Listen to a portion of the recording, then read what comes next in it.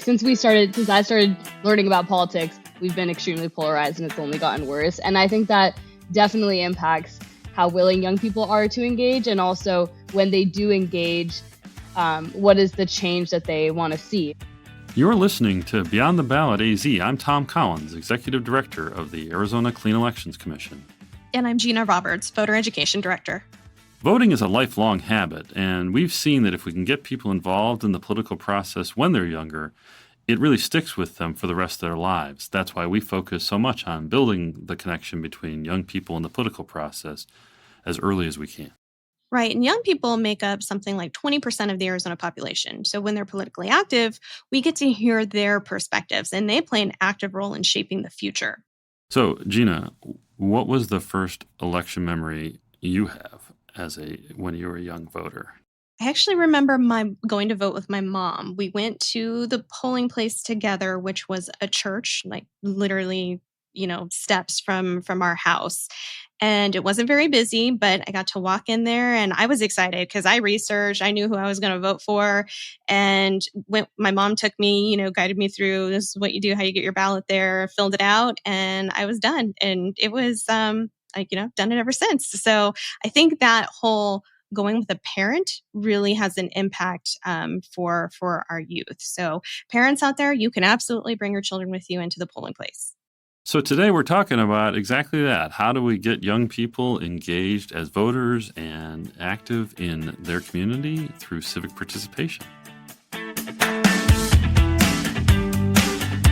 We are here with Nivea Krishnan. She is a senior advisor to new voters. Nivea, thanks for joining Beyond the Ballot AZ.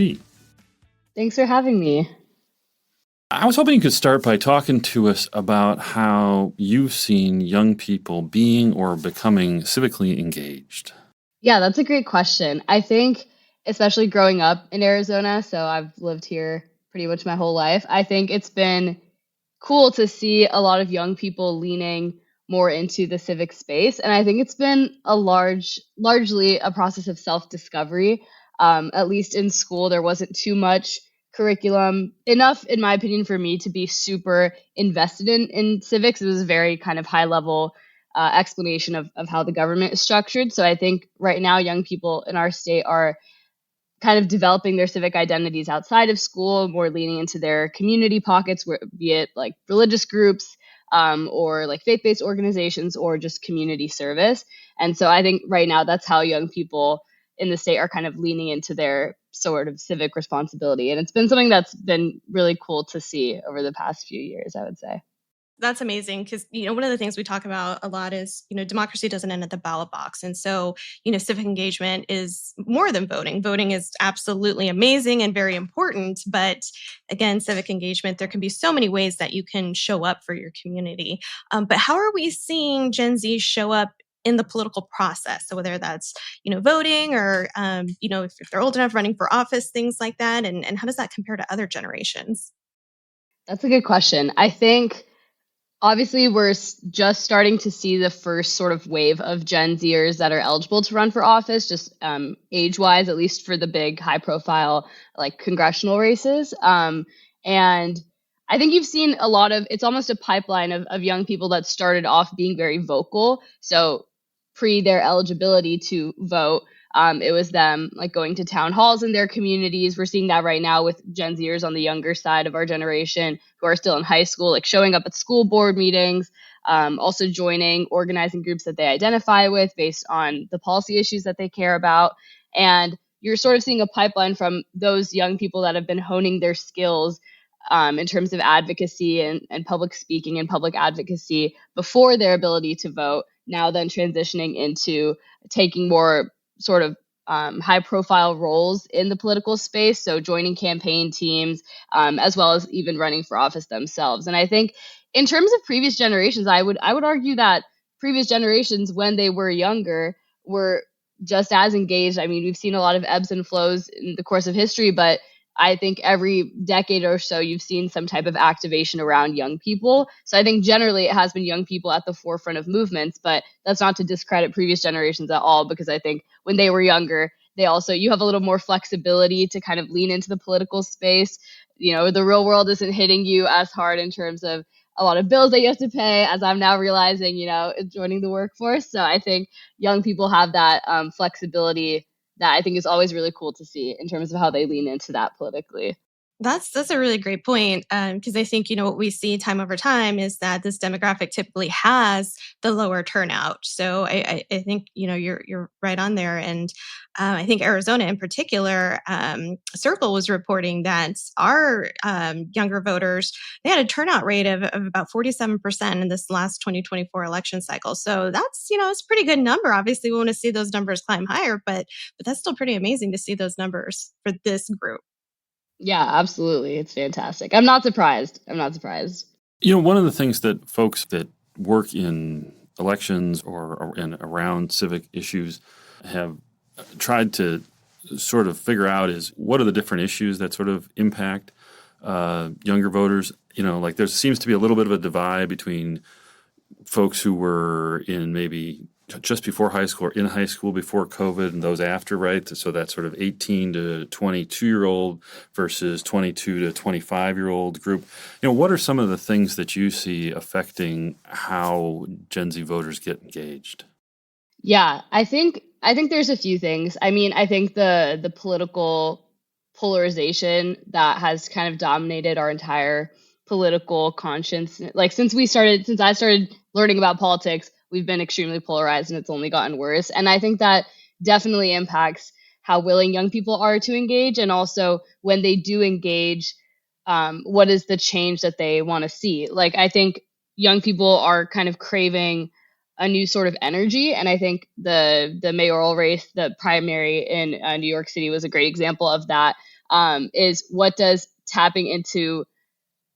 a new sort of politics look like? I think young people are honestly just pretty tired of the way that things have currently been operating, which I think is interesting to also talk to different pockets of young people. You have one pocket of, which I would say the majority, average young person looking for jobs, trying to build their careers, whatever form that might be. And then you also have this pocket of young people that maybe are super interested in politics. And that's also been interesting to see what type of politics they want to see, because those are the people that are going to join these campaigns or going to become staffers. And I think collectively there is a sense of like, we don't care what the old playbook was. Like, obviously things have changed so much to the point where we need a new playbook. So I think as a general collective, that's how I would kind of brand the way young people are approaching politics now.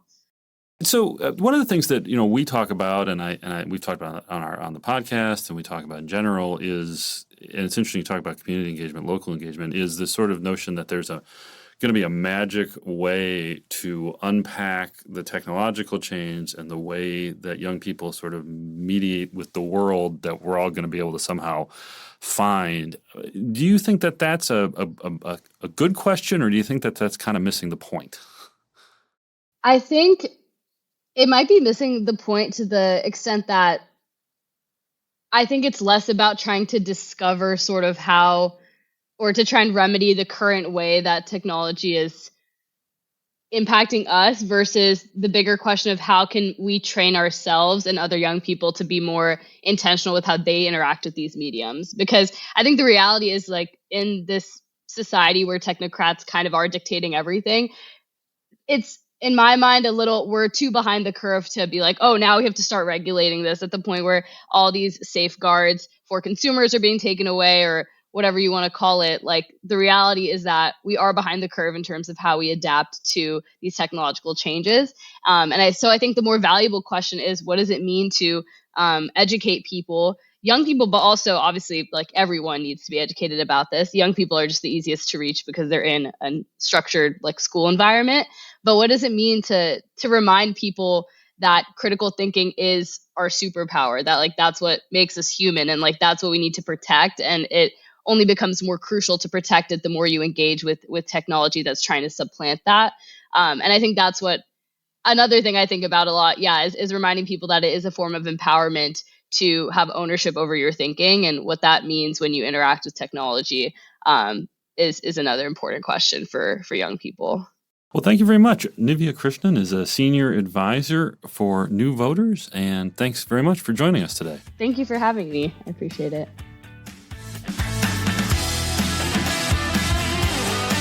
No matter your age, there are ways for you to get involved in the political process. Even if you can't vote yet, there are opportunities like being a poll worker, and that means you get to be a part of the process.